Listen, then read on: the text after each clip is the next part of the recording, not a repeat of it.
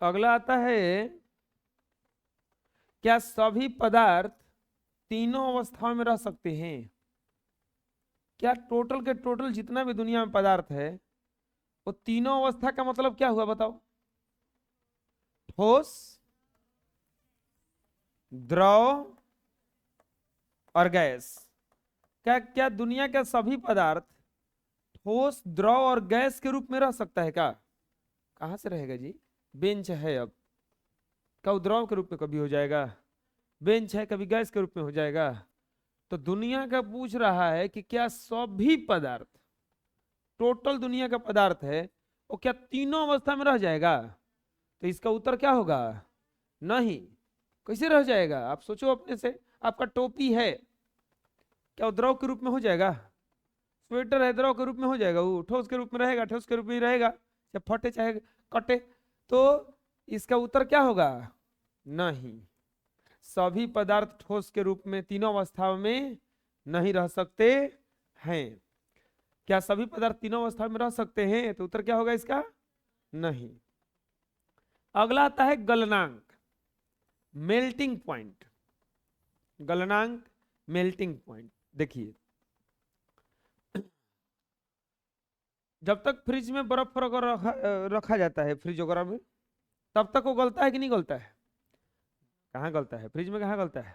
उसमें नहीं गलेगा, उसमें नहीं गलेगा। लेकिन जैसे ही आप बाहर निकालते हैं, क्या उसको कहते हैं कि भैया अब आप बाहर आ गए, कृपया पिघलना चालू कीजिए? ऐसा तो नहीं कहते हैं ना? और वो अपने आप क्या करने लगता है? पिघलने लगता है। होता है ऐसा ना?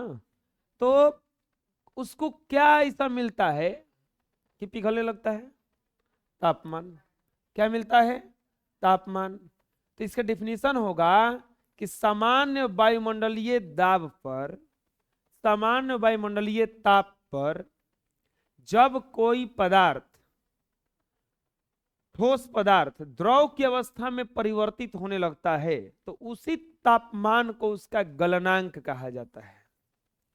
जब तक फ्रिज में रहता है तब तक वो टाइट रहता है, तब तक वो गलता उलता नहीं है। जैसे ही बाहर आया वो उसको तापमान में चेंजिंग हो गया, यानी कि अंदर में तापमान में कोई परिवर्तन नहीं आ रहा था, लेकिन अंदर भी परिवार में तापमान में परिवर्तन आ जाएगा। कब? फ्रिज में रख दीजिए और फ्रिज में चालू मत कीजिए, तो अंदर अंदर गल जाएगा कि नहीं गल जाएगा? वो गल जाएगा ना। उसको एक ऐसा तापमान मिलेगा जिस पर क्या कर जाएगा, वो खत्म हो जाएगा, गल जाएगा। तो देखिए, सामान्य वायुमंडलीय दाब पर, सामान्य वायुमंडलीय दाब पर जब वह निश्चित तापमान जिस पर कोई ठोस पदार्थ द्रव की अवस्था में बदल जाता है, उसे क्या कहते हैं? गलनांक। बस अपने से गलना शुरू किया, गलनांक। अपने से गलना शुरू किया, क्या कह लेंगे? कहेंगे उसको हम गलनांक। फिर से, सामान्य वायुमंडलीय दाब पर, बोलो, सामान्य वायुमंडलीय दाब पर वह निश्चित तापमान जिस पर कोई ठोस पदार्थ द्रव की अवस्था में बदल जाता है, तो उसे गलनांक कहते हैं। घी वगैरह रखिए, ठंड के दिन में देखे होंगे, सुबह शाम को रखिएगा ना, शाम को, तो सुबह तक वो पूरा फ्रीज हो जाएगा, फिर दोपहर में क्या कर जाएगा? वो पिघल जाएगा, फिर शाम को क्या हो जाएगा? शाम को या सुबह तक फिर से क्या हो जाएगा? फिर से जम जाएगा। तो दो गो स्थिति है। क्या आप उसको नीचे से हीट दे रहे हैं? नहीं, वो अपने से गल रहा है, अपने से पिघल रहा है। बस ये समझ लो कि जब गलना शुरू हो जाएगा तो उस तापमान को हम क्या कहेंगे? गलनांक। गलना शुरू हो जाएगा तो उसी तापमान को गलनांक कहा जाता। देखो, ये सॉलिड के रूप में था, जब इसको मेल्ट किया गया, गर्म किया गया, तो किस रूप में चला गया? लिक्विड के रूप में। इसी चीज को क्या कहा जाता है? गलनांक। याद हो जाएगा? जिस तापमान पर कोई पदार्थ गलना शुरू कर देता है उसी तापमान को क्या कहा जाता है? गलनांक। अब आता है क्वथनांक। पानी वानी गर्म किए होंगे कभी? पानी आप गर्म करते होंगे, चावल और बनाते समय एगो नाम सुने होंगे कि अदहन आइल बा। सुने हैं? औदहन आ गया है। चावल बनाते समय ये हमेशा होता है, उसी समय चावल मिलाया जाता है, होता है ऐसा। वो बनिया बजने लगता होगा, हल्का सा बजने लगता हो, उसी को कहते हैं घर वाले कि औदहन आ गया। चलो अब चावल को उसमें मिलाओ। औदहन का मतलब क्या हुआ? वो पानी पूरी तरह से खौलने लगा। पानी थोड़ा सा बिठाइए, आप दूध दूध बिठाया जाता है ना, तो जैसे बिठाया जाता है दूध धीरे धीरे धीरे धीरे गर्म होता है, एक समय आता है कि वो पूरा दूध खौलने लगता है। अब अगर उसको चलाए नहीं, नहीं तो उतारे नहीं, तो तुरंत क्या होगा, वो गिर जाता है। पानी खैर गिरता नहीं है, खूब खौलता है जोर से। तो जब जिस तापमान पर कोई द्रव से पूरे द्रव से वाष्पीकरण की प्रक्रिया चालू हो जाती है, तो उसी को कहा जाता है क्वथनांक। केवल कोई ठोस पदार्थ गलना चालू कर देगा तो उस पदार्थ को, उस ताप को गलनांक कहा जाता है। क्या कहा जाता है? गलना खाली चालू किया तो क्या कहलाएगा? वो गलनांक। गलना चालू किया तो क्या कहलाएगा? गलनांक। अब पूरे पदार्थ से वाष्पीकरण चालू हो जाएगा अगर, तो उसे क्या कहा जाता है? उसी तापमान को क्या कहा जाता है? क्वथनांक। सामान्य वायुमंडलीय दाब पर निश्चित ताप पर वह निश्चित ताप जिस पर कोई द्रव के संपूर्ण भाग से वाष्पन की क्रिया तेजी से होने लगती है उसे क्वथनांक कहते हैं। पूरे भाग से, ये नहीं कि पानी बैठाए और तुरंत उसमें से क्वथनांक चालू हो जाएगा, नहीं, कुछ टाइम तक उसको गर्म करना पड़ेगा। जब पूरा पानी खौलने लगेगा, पूरा तरह से खोलने लगे, खाली भाप दिखे, तो उसी पॉइंट को, उसी तापमान को क्या कहा जाता है? क्वथनांक। क्या कहा जाता है उसका? क्वथनांक। और बॉइलिंग पॉइंट, बॉयल नहीं किया जाता है, अंडा अंडा बॉयल किया जाता है ना, अंडा अंडा बॉयल किए कभी? देखे होंगे कि पूरा पानी खोलने लगता है बॉयल करते करते उसको। तो उस स्थिति में जब पूरा पानी एकदम खोलने लगे, तुरंत तब पानी उड़ेगा अगर जल्दी नहीं किया। सब्जी उब्जी बनाते होंगे तो सब्जी उब्जी बनाए होंगे, चाहे देखे होंगे तो देखे होंगे, एक समय आता है कि खूब सब्जियां खोलने लगता है, पूरा फटर फटर बजने लगता है कुछ, और खूब वाह भाप निकलता है, पूरा क्या निकलता है उसमें से? भाप निकलता है, तुरंत पनिया सूख जाता है। वो जो सब्जी में का पानी होता है तुरंत क्या हो जाता है? सूख जाता है। तो वो जो पॉइंट पहुंचा है ना वहां पर, उसी चीज को क्या कहा जाता है? क्वथनांक। बोलो, सामान्य वायुमंडलीय दाब पर वह निश्चित ताप जिस पर किसी द्रव के संपूर्ण भाग से वाष्पन की क्रिया तेजी से होने लगती है उसे क्वथनांक कहते हैं। सामान्य वायुमंडलीय दाब पर वह निश्चित ताप जिस पर किसी द्रव के संपूर्ण भाग से वाष्पन की क्रिया तेजी से होने लगती है उसे क्वथनांक कहते हैं। जल का क्वथनांक 100 डिग्री सेल्सियस यानी कि 100 डिग्री सेल्सियस होता। अगर पानी को हम 100 डिग्री सेल्सियस तापमान दे देंगे तो पूरे उसके भाग से किसका क्रिया होने लगेगा? वाष्पीकरण का। पूरा वो पानी क्या करने लगेगा? खौलने लगेगा। गलनांक और क्वथनांक समझ में आ गया? जब खाली गलेगा जिस तापमान पर, तो उस तापमान को क्या कहा जाता है? गलनांक। खाली गलेगा जिस तापमान पर, उस तापमान को क्या कहा जाता है? अब पूरा भाग खौलने लगेगा। आपको कोई कुछ कह रहा है तो आप थोड़ा सा कि ठीक है इरिटेट, लेकिन एक समय आता है कि अब नहीं, अब जाएंगे मुंह तोड़ेंगे सीधे। होता है ऐसा ना? पूरा आदमी को होता है ना, खून खोलने लगा, हमारा खून खोलने लगा, खून का खोलने लगा, गैस बारा है तुम्हारे खूनवा में? नहीं, उसका क्वथन क्वथनांक उसी को कहा जाएगा। थोड़ा सा गुस्सा किया फिर चुप हो गया, गलनांक। और पूरा गुस्साया है कि अब कुछ भी कर जाएंगे, अब मार देंगे, मुआ देंगे, काट देंगे, फेंक देंगे, तो उसको क्या कहा जाता है? क्वथनांक। समझ में आ जाएगा? अरे बोलो।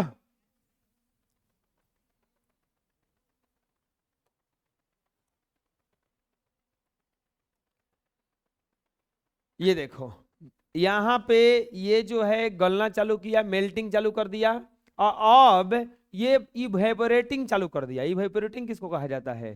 पूरा ये खोलने लगा, यहां तक ये गल करके लिक्विड बना था। अब लिक्विड से सीधे किस में चला जाएगा? ये गैस में। तो इसी क्रिया को क्या कहा जाता है? क्वथनांक। क्या कहा जाता है? क्वथनांक। अब आता है गुप्त उष्मा या गुप्त ताप। गुप्त उष्मा या गुप्त ताप।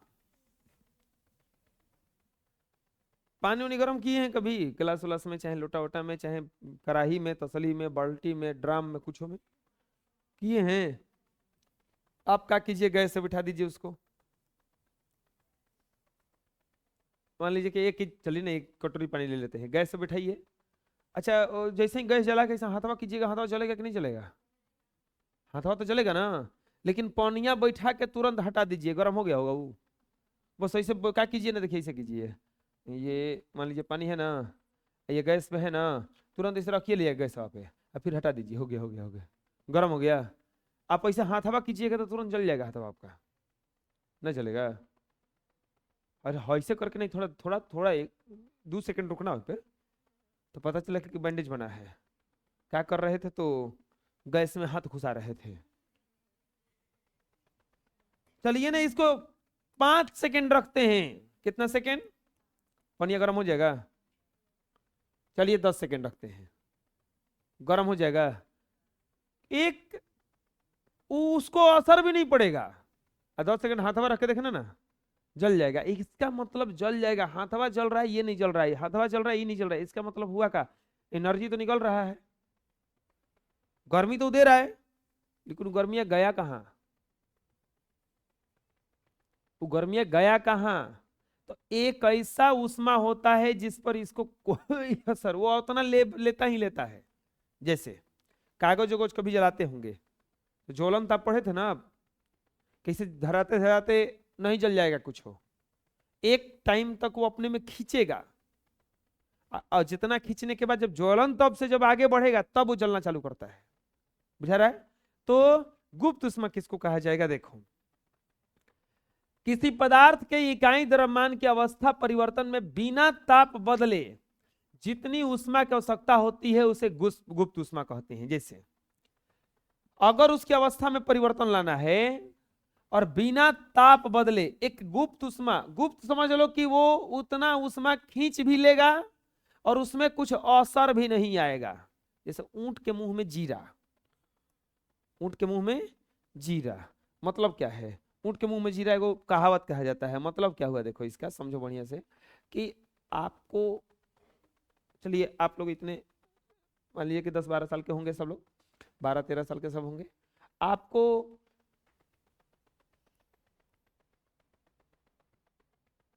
थोड़ा सा एकदम दूध दिया जाए, मतलब समझ में आ रहा है, आधा से आधा गिलास, चाहे 1 चम्मच दे दीजिए ना, कल चलो 2-3 चम्मच दे दीजिए, 2-3 चम्मच दे दीजिए, कोई असर पड़ेगा आपको? तो दतों तो मटक गया होगा कहीं ना कहीं जाके, होगा नहीं सा। लेकिन वही दूधवा एक छोटे से बच्चे को दीजिए, उसका पेटो भर सकता है, उतना से हो जाएगा ना। अब कुंभकर्ण को खाना दीजिए, हतना खाएगा? आप हतनी खाते होंगे, उतनी खाने में कुंभकर्ण को लगा दीजिए, उसको कोई असर पड़ेगा? वही चीज है उसका गुप्त उष्मा। अगर उतना हीट दिए, वो बदला ही नहीं कुछ हो, तो हीट तो कहीं ना कहीं चला गया ना, गर्मी तो कहीं ना कहीं चला गया ना। वो गर्मी कहाँ गया? तो वो गुप्त ताप में बदल गया, गुप्त उष्मा में बदल गया। इसी को क्या कहा जाता है? गुप्त उष्मा या गुप्त ताप। लेटेंट हीट, छिपा हुआ है ना, बुझाया अभी? जैसे ही पानी गर्म हो रहा है ना, क्या रखते रखते गर्म हो जाएगा? ये थोड़ा देर के लिए तो उसको असर भी नहीं पड़ेगा, लेकिन यहां नीचे तो जल रहा है, यानी कि उष्मा तो दे रहा है। उष्मा कहाँ गया? इसी उष्मा को क्या कहा जाता है? गुप्त उष्मा। ना समझ में आया अभी? चलो देखो फिर से बोलो। किसी पदार्थ के इकाई द्रव्यमान की अवस्था परिवर्तन में बिना ताप बदले जितनी उष्मा की आवश्यकता होती है उसे गुप्त उष्मा या गुप्त ताप कहते हैं। गुप्त मतलब होता है छिपा हुआ। गुप्त का मतलब क्या होता हुआ है? छिपा हुआ। यानी कि आपका ऊष्मा भी जा रहा है, कोई परिवर्तन भी नहीं आ रहा है, तो उसी ऊष्मा को क्या कहा जाता है? गुप्त ऊष्मा। नहीं समझ में आया अभी? आप पानी जाके घरे गर्म करना, दूध बिठाते हो घरे, दूध गर्म करते हो, क्या रखते रखते गर्म हो जाता है वो? 1-2 मिनट तक तो उसको असर भी नहीं पड़ता है। तो हुआ क्या है, 2 मिनट तक गैस जलाए छोड़ दिए, धीरे धीरे गर्म होता है, तो वो ऊष्मा कहाँ गया? वो गुप्त ऊष्मा बदल गया। कहाँ, किसमें बदल गया? गुप्त ऊष्मा में। तो वो किसी पदार्थ के इकाई द्रव्यमान के अवस्था परिवर्तन में बिना ताप बदले, बस इतना याद कर लो कि इकाई किसी पदार्थ के अवस्था परिवर्तन में बिना ताप बदले जितनी ऊष्मा की आवश्यकता होती है उसे गुप्त ऊष्मा कहते हैं। बस इतना याद करो, बिना ताप बदले जितनी ऊष्मा की आवश्यकता होती है उसे गुप्त ऊष्मा कहते हैं। अवस्था परिवर्तन में बिना ताप बदले जितनी ऊष्मा की आवश्यकता होती है उसे क्या कहते हैं? गुप्त ऊष्मा कहते हैं। गुप्त ऊष्मा कहते हैं। अब आता है द्रवण की ऊष्मा। द्रवण की ऊष्मा, वाष्पन की ऊष्मा। देखिए द्रवण की ऊष्मा क्या है? द्रवण की ऊष्मा क्या है? चलिए, एक जैसे ये घी वगैरह होता है, घी ठंड के दिन में देखे होंगे जम जाता होगा। आप उसको हीट पे रखिए, गैस पे रखिए ले जाके, तुरंत पिघल जाएगा। उसको भी थोड़ा सा टाइम लगेगा ना। यानी कि किसी ठोस को द्रव में बदलने के लिए बिना ताप बदले जितनी ऊष्मा की आवश्यकता होती है उसे क्या कहेंगे? द्रवण की ऊष्मा।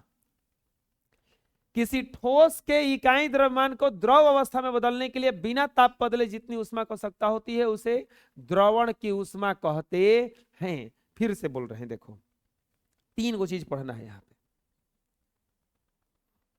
एक पढ़ना है अभी तुरंत, बताइए कौन सा? गुप्त ऊष्मा। कौन सा ऊष्मा? गुप्त ऊष्मा। दूसरा पढ़े हम लोग अभी तुरंत, द्रवण की ऊष्मा।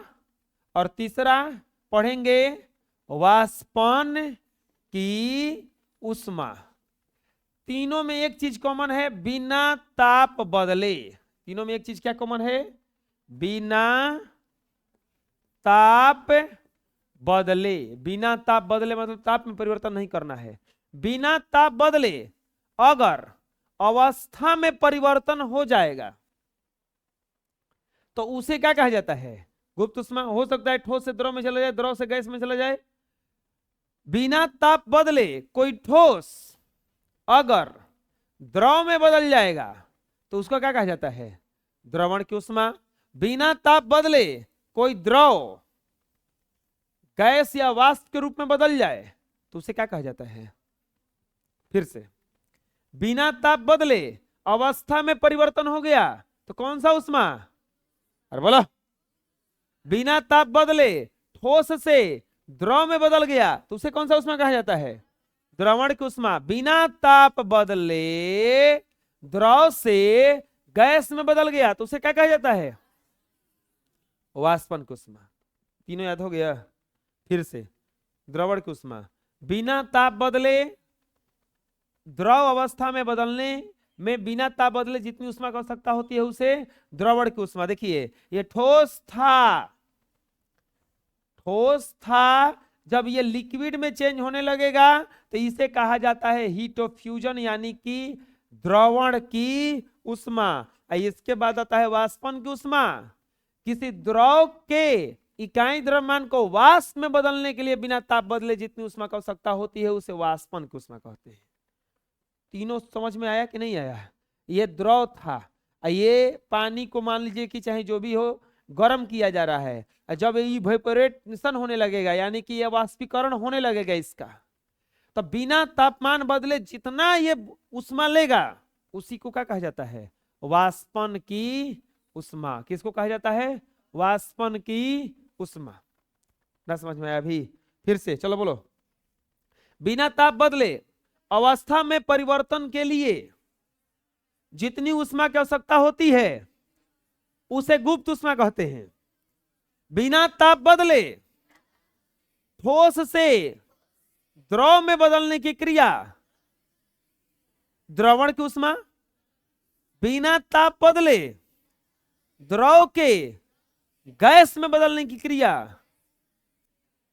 वाष्पन की ऊष्मा कहलाती है। याद हो गया? अवस्था में बदलेगा, बताओ, बिना ताप बदले अगर उसका अवस्था बदलेगा तो उसे कौन सा ऊष्मा कहा जाएगा? गुप्त ऊष्मा। अवस्था बदलेगा तो, प्रकाश के बोलो, अवस्था बदलेगा तो कौन सा ऊष्मा? अवस्था बदलेगा तो कौन सा ऊष्मा? अवस्था बदलेगा तो कौन सा ऊष्मा? अगर ठोस से द्रव में बदलेगा तो इसे कौन सा ऊष्मा?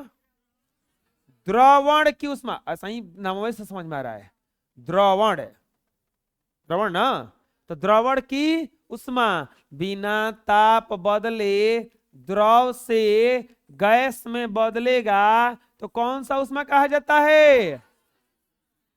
याद हो गया हो? आए? बिना तापमान बदले किसी पदार्थ का अवस्था में परिवर्तन हो जाए, जितनी ऊष्मा का आवश्यकता होगा उसे कहा जाएगा गुप्त ऊष्मा। बिना ताप बदले किसी पदार्थ के ठोस से द्रव में बदलने के लिए जितनी ऊष्मा की आवश्यकता होती है उसे द्रवण की ऊष्मा। बिना ताप बदले किसी द्रव के गैस में बदलने के लिए जितनी ऊष्मा की आवश्यकता होती है उसे वाष्पन की ऊष्मा कहते हैं, उसे वाष्पन की ऊष्मा कहते हैं। खड़े हो जाओ जी।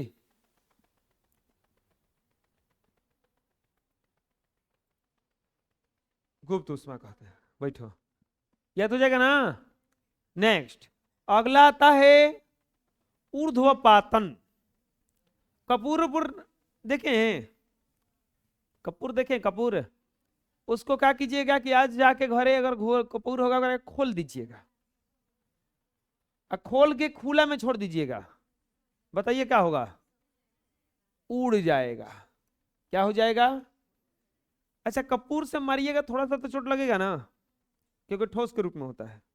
किसके रूप में होता है? ठोस के रूप में होता है। कपूर को देखे हैं? अरे रक्षाबंधन में देखे होंगे आप लोग, जो घुमाया जाता है ना से, वो कपूर होता है। ये लोग घुमाती है, से कपूर होता है। हाँ, आरती उतारा जाता है। अब अगले दिन से फिर मार झगड़ा चालू हो जाता है। वो दिन एकदम भैया मेरे राखी का बंधन निभाना, अगला दिन भैया मेरे मेरे हिस्से का चाउमीन मत खाना। अगला दिन से चालू हो जाता है, मत खाना नहीं तो चालू हो जाएगा युद्ध। अरे कल एगो शाम को, एगो सुबह में पढ़ता है, ऐसे पढ़ के 3 बजे आता है, एगो छोटा सा बच्चा पढ़ने आता है, उसकी छोटी सी एगो बहन है, वो आई, सनाया नाम था, कहा था उसका,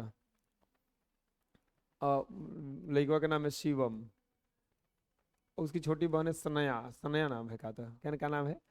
आई, बोली कि सर भैया पढ़ने आया था। बोले हाँ। कौन भैया तुम्हारे हैं जी? तो शिवम। तो शिवम, हाँ हाँ आया था। तो तू जानती है उसको?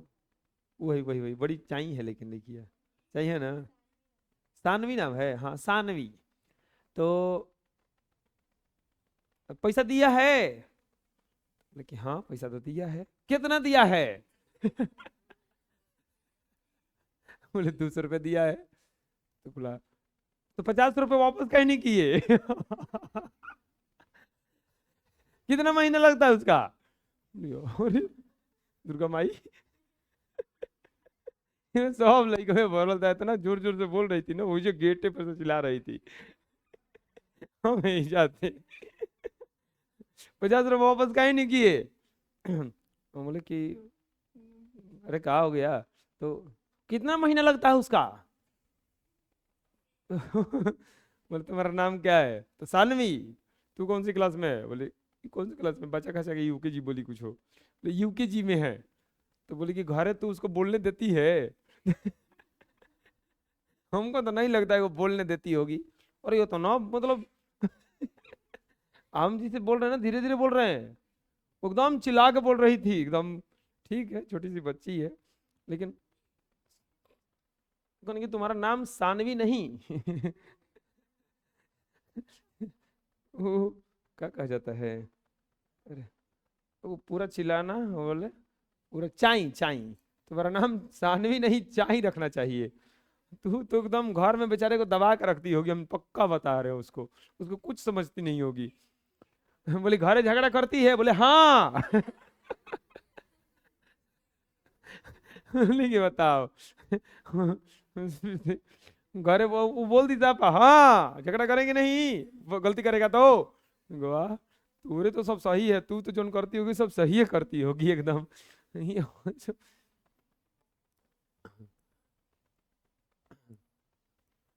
ऊर्ध्वपातन। तो बोले कि ऊ काहे नहीं आया पैसा मांगने, तो बोला कि ऊ लजा रहा है बोले वो काहे नहीं आया, बोले वो लजा रहा है।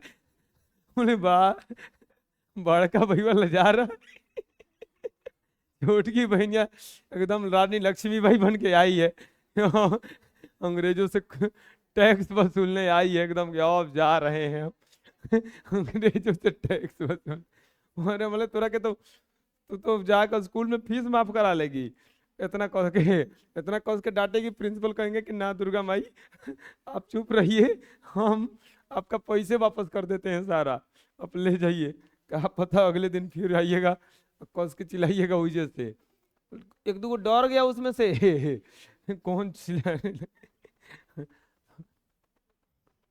तुम्हारा अगल बगल रहती है, तुमको भी डांटती होगी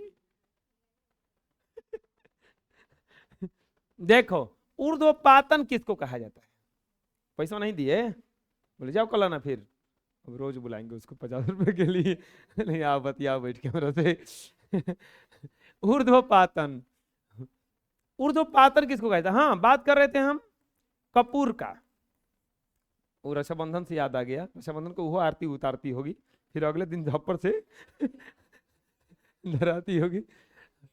आजे देखो बताते हैं, छोटका भैया चाहे बहनिया सोचता है ना कि डरे नहीं बोल रहा है, वो दुलार में है, बड़का भैया क्या करे, उतनी छोटी सी प्यारी सी बच्ची है, वो चल जाए दे बच्ची नहीं है, वो ओकरा के मारती होगी डांटती होगी लड़कियां थोड़ा ज्यादा दुलार में रहती है। ऊर्ध्वपातन,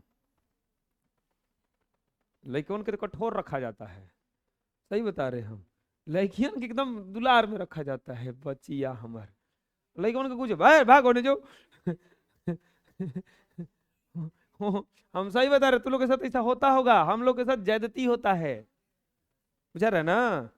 ये पता नहीं क्या है, वो मेंटली फर्क है, ऐसा नहीं है कि माता पिता तुमको पसंद नहीं करते, पसंद तुमको भी करते हैं, लेकिन के ज्यादा करते हैं, अगर एक घर में लड़की हो तो और ज्यादा करते हैं, वो कुछ मांगेगी आ जाएगा, तुम मांगो तो भग पर्चा वाला स्वेटर पहन लिए हाँ बोले हंसो किन देखो ना, वो मांगेगी, वो लड़ झगड़ के कसो किनवा लेगी, ऐसा क्या होता है जानते हो, हैं ऐसा इसलिए होता है ना कि लड़का घरे नहीं रहता है, अब एक लोटा पानी, कामों बेचारी करती है ना, बर्तन वर्तन धुलने में तो उसको लगा दिया जाता है कभी कभी, चलो छोड़ो।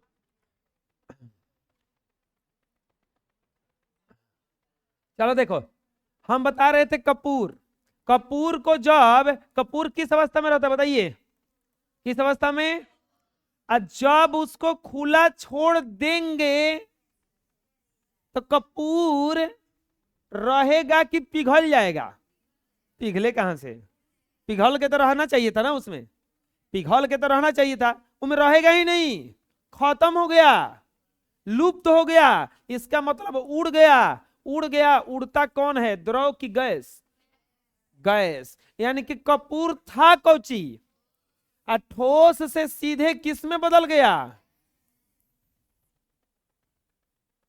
एक्चुअल में ठोस जब पिघलता है तो सबसे पहले द्रव की स्थिति में आता है, तब किस में आता है, गैस, लेकिन ये ससुरा सीधे ठोस से किस में चेंज हो गया, गैस में, इसी क्रिया को ऊर्ध्वपातन कहते हैं, समझ में आ गया।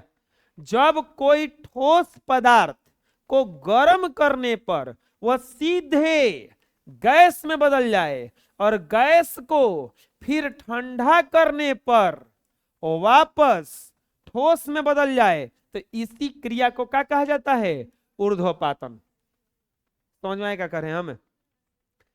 बताओ, वह क्रिया जिसमें ठोस से किस में बदलेगा? सीधे गैस में, और गैस को जब ठंडा करेंगे तो किस में बदल जाएगा? ठोस में। तो इसी क्रिया को क्या कहा जाता है? ऊर्ध्वपातन। आया समझ में? ठोस पदार्थों को गर्म करने पर बिना द्रव में बदले सीधे वाष्प में परिवर्तित होने, वाष्प कैसे ना होता है, और पुनः वाष्प को ठंडा करने पर ठोस में परिवर्तित होने की क्रिया को क्या कहा जाता है? ऊर्ध्वपातन। क्या कहा जाता है? ऊर्ध्वपातन। जैसे iodine, Kapoor, anthracene, ammonium chloride, ये सब जो होता है क्या करता है? उड़ जाता है सीधे। क्या करता है? उड़ जाता है। जैसे ये सॉलिड अवस्था में था और सीधे किस में चला गया? गैस। सीधे किस में चला गया? चलो बोलो, ठोस से सीधे, बोलो, ठोस पदार्थों को गर्म करने पर बिना द्रव में बदले सीधे वाष्प में बदलने की और पुनः वाष्प को ठंडा करने पर ठोस में बदलने की क्रिया को ऊर्ध्वपातन कहते हैं। ऊर्ध्वपातन समझ में आ गया? चलो बोलो, ठोस को ऊर्ध्वपातन में क्या होगा? ठोस को गर्म करेंगे तो सीधे किस में बदलेगा? वाष्प में, और वाष्प को ठंडा करेंगे तो सीधे किस में बदलेगा? इसी क्रिया को क्या कहा जाता है? ऊर्ध्वपातन। क्या कहा जाता है? ठोस को गर्म करेंगे तो सीधे बदलेगा किस में? गैस में। जैसे देखो, आइस को देखो क्या होता है, आइस को जब गर्म करोगे तो पिघल के पानी बनता है, अब पानी से तब न वाष्प बनता है, तो आइस का ऊर्ध्वपातन नहीं होता है। लेकिन कोई कोई ऐसा चीज है जो अगर ये आइस को इतना न गर्म कर दो कि सीधे ये गैस के रूप में बदल जाए तो इस क्रिया को क्या कहा जाएगा? ऊर्ध्वपातन। क्या कहा जाएगा? ये खाए होंगे, ये आगो आता है ना, बुढ़िया का बाल कहलाता है, कहलाता है ना, वो कुछ खाता है आदमी तो लावा जैसा होता है ना, इतना इतना सारा रहता है, तो मुंह में लेते ही गायब हो जाता है। वो होता है ऐसा, दिन भर खाते रहिए कुछ पता नहीं चलेगा क्या हुआ। तो वो सही है ठोस के रूप में, और सीधे लगता है कि मुंह में जाते उड़ जाता है, खत्म हो जाता है या तुरंत गल जाता है। तो इसी प्रकार से ये भी होता है, ठोस से सीधे किस में बदल जाएगा? गैस में। तो उसी को क्या कहा जाएगा? ऊर्ध्वपातन। याद हो जाएगा? याद हो गया? चलो बोलो, ठोस को अगर इसका याद करने का सबसे आसान तरीका क्या है? किसी ठोस पदार्थ को गर्म करने पर सीधे वाष्प में बदलने, और वाष्प को ठंडा करने पर सीधे ठोस में बदलने की क्रिया को क्या कहा जाता है? अगला आता है गैसों पर दाब का प्रभाव। गैसों पर दाब का प्रभाव। हम जानते हैं कि किसी भी पदार्थ का अवयवी कण भिन्न भिन्न अवस्था में रहता है। कोई भी दुनिया का पदार्थ है, उसका अवयवी कण जिससे बना होता है वो भिन्न भिन्न अवस्था में। जैसे ठोस का कण बहुत नजदीक रहता है, द्रव का ठोस से नजदीक रहता है, और गैस का सबसे दूर दूर रहता है। गैस का सबसे दूर दूर रहता है। अब यहां पर होता क्या है देखो, अगर हम गैस को रख लिए, इस पर प्रेशर देंगे, देखो प्रेशर दिया जा रहा है ना, प्रेशर देंगे, ये सबसे पहले किस में चेंज हो जाएगा? लिक्विड में। अगर प्रेशर देंगे तो किस में चेंज हो जाएगा? वो लिक्विड में। और लिक्विड को भी जब प्रेशर देंगे बहुत ज्यादा तो किस में चेंज हो जाएगा? सॉलिड में। किस में चेंज हो जाएगा? सॉलिड में। यानी कि गैस की अवस्था में परिवर्तन होता है कि नहीं होता है? होता है। कैसे होता है?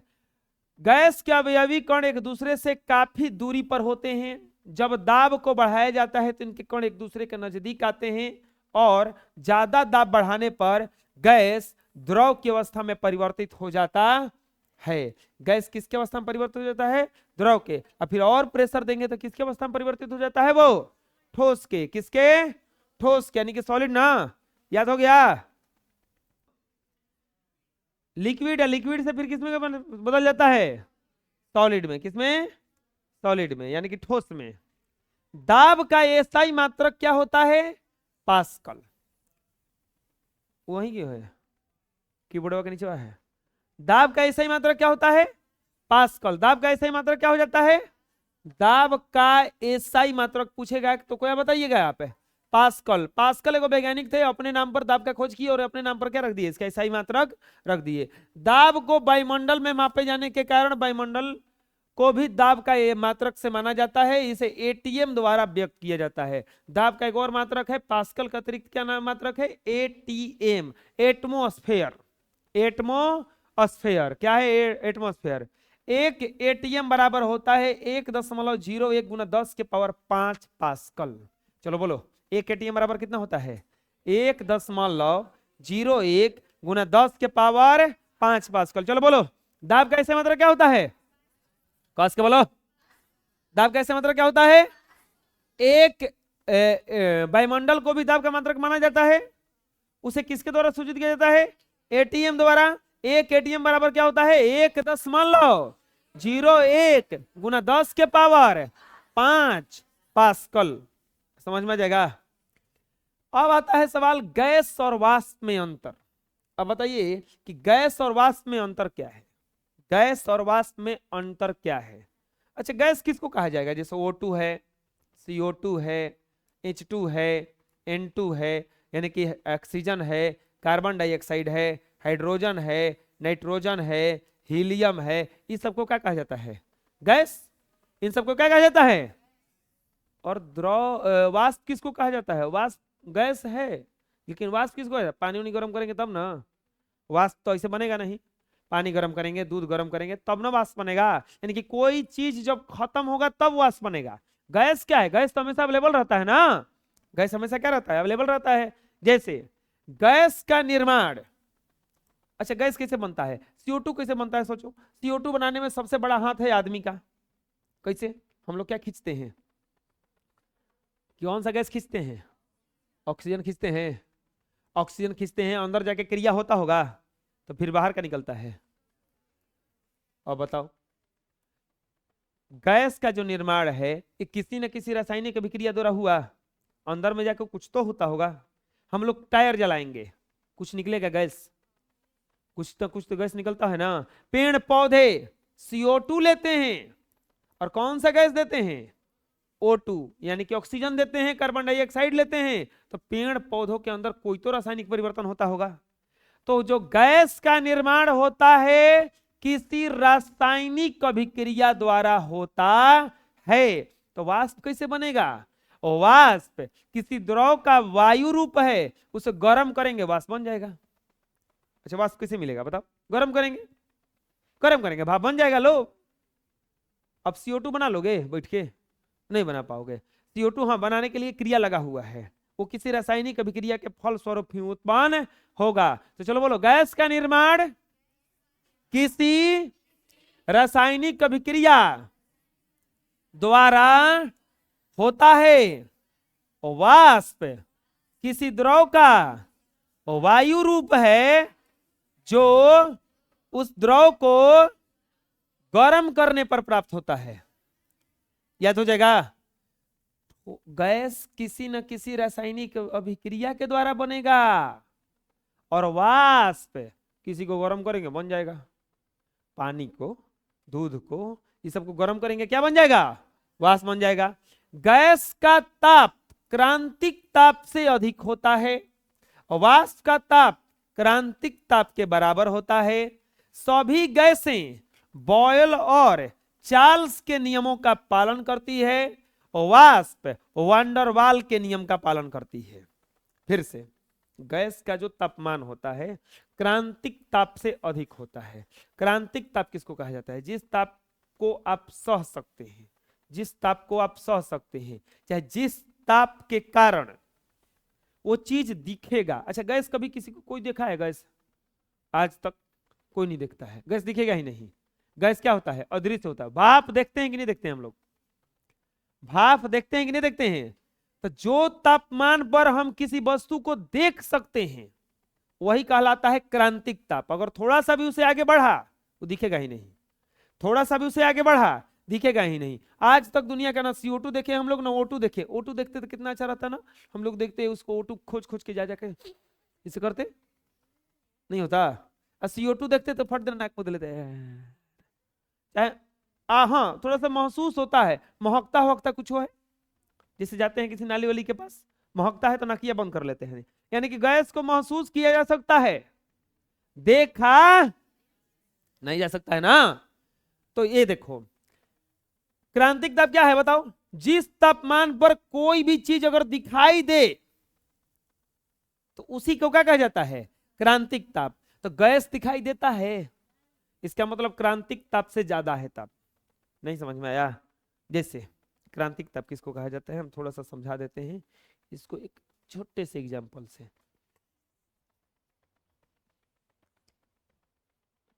ये पेज है, इसको हम खींचेंगे, एक टाइम तक फटेगा नहीं, एक इसका लास्ट पोजीशन आएगा कि नहीं आएगा।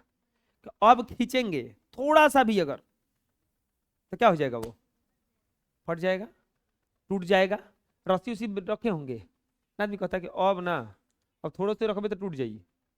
अरे खूटी उटी पे झोरा वोरा टांगता है आदमी, टंग ले जाता है, टंग ले जाता है, टंग ले जाता है। एक समय आता है कि अब वो बोलता है कि अब बस करो, अब जहां एगो खाली तुम बिस्कुटो ले जाकर टांगे तो क्या कर जाता है, वो टूट जाता है।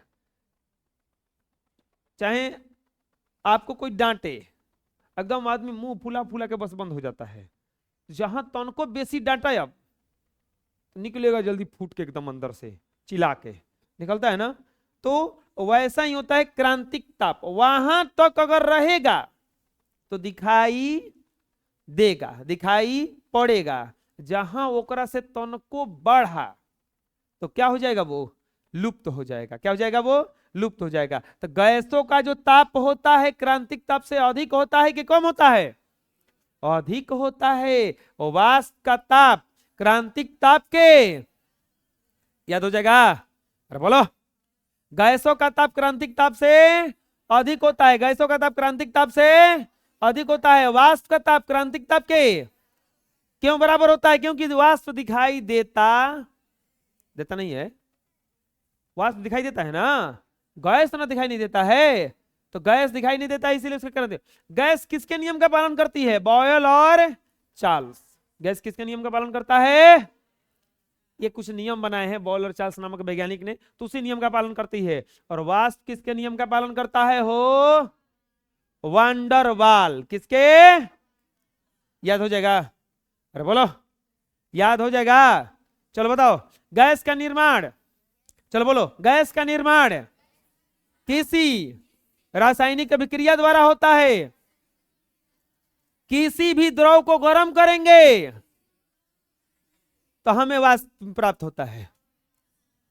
गैस का ताप क्रांतिक ताप से अधिक होता है, वाष्प का ताप क्रांतिक ताप से, क्रांतिक ताप के बराबर होता है। गैस और वाष्प में अंतर क्या है बताओ। गैस किसी रासायनिक अभिक्रिया के फल स्वरूप बनता है। गर्म करेंगे किसी पानी को तो क्या बन जाएगा, वाष्प। गैस किसके नियम का पालन करता है, चार्ल्स और बॉयल के नियम को, चार्ल्स और बॉयल के नियम को, ये वान डर वाल किसके नियम को, वान डर वाल के नियम को। गैस क्रांतिक ताप से अधिक होता है, गैस का तापमान जो होता है क्रांतिक ताप से अधिक होता है, और वाष्प का तापमान क्रांतिक ताप के बराबर होता है। आया समझ में? अगला चालू होता है वाष्पीकरण। अच्छा एक बात बताओ, अगर गर्मी के दिन में हम लोग कमरा में पानी रख देंगे तो 10 दिन के बाद वो पनिया उतने रहेगा कि कुछ कम हो जाएगा, कुछ कम क्या हो जाएगा। कूलरवा में हम लोग पनिया भरते हैं और रोज भरना पड़ता है, अगर रात भर चल जाए तो होता है ऐसा ना, आए? अरे क्या है ऐसा होता है बताओ। अब पनिया क्या कौची होता है, वाष्प बन जाता है। वाष्प बनने के लिए हीट चाहिए, गर्मी चाहिए ना।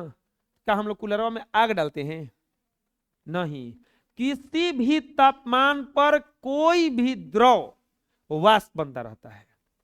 किसी भी तापमान पर कोई भी द्रव वाष्प। अच्छा बताओ, गर्मी के दिन में देखोगे तालाब वगैरह सूख जाते हैं, सूख जाते हैं, वो तालाब का पानी सूख के गया कहां? तो क्या बन गया है वो? वाष्प। क्या बन गया है वो? वाष्प। तो अगर तालाब का यानी कि पानी का क्या हुआ है वहां पे? वाष्पीकरण। क्या उसमें आग बारे थे हम लोग? क्या उसको गर्म किया गया था? क्या उसमें करंट दिया गया था? कहीं भी तुम द्रव रखोगे उसका क्या होगा? वाष्पीकरण। क्या होगा? वाष्पीकरण। तो किसी भी ताप पर द्रव अवस्था से वाष्प अवस्था में बदलने की धीमी क्रिया को क्या कहते हैं?